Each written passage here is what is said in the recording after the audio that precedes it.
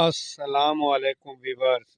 एक farmer viewers के comment पर आज की वीडियो जानवरों के एक अहम तरीन मसले के लिए है।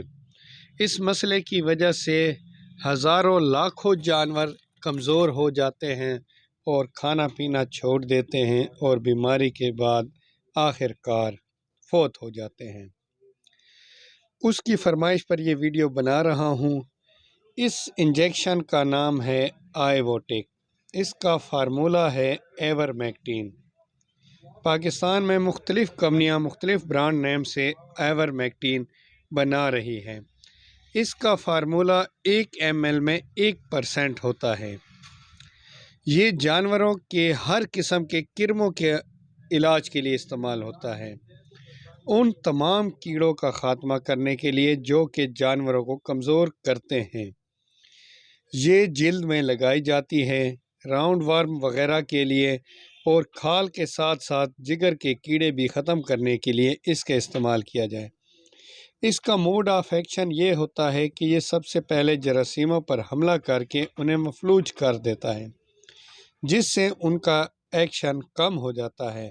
उनके असरात कम होने के बाद ये उसे मार देता है। जिल्द में, जानवरों के जिल्द में किसी भी किस्म का वर्म हो, चाहे फेफड़ों में हो, ये उसको ख़त्म करने के लिए इंतहाई मुफीद है। एक्सटर्नल ज़ख़म के लिए भी इसे इस्तेमाल किया जाता है। मक्खी की वजह से होने वाले ज़ख़्मों के लिए भी इसका इस्तेमाल होता है। वैसे ये एक्सटर्नल ज़ख़्मों के लिए नहीं है, लेकिन जो ज़ख़म मक्खियों की वजह से होते हैं उनके लिए।